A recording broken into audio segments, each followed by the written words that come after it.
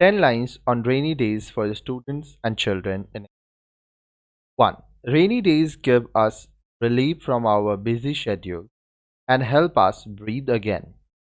2.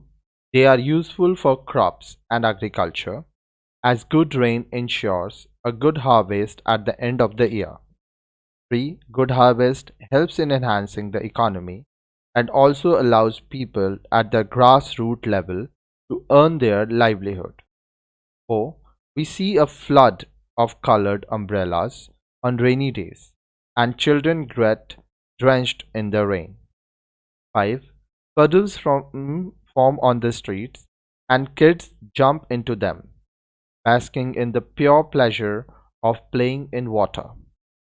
6. Teenagers play football in the rain, and they return home drenched in water and mud. 7. It is beautiful to swim during rainfall as the water splashes your face and gives you great relief.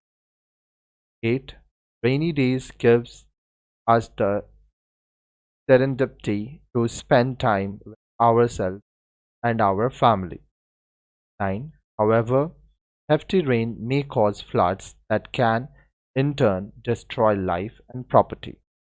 10. Rainy days are an aesthetic gateway for us and we enjoy them thoroughly.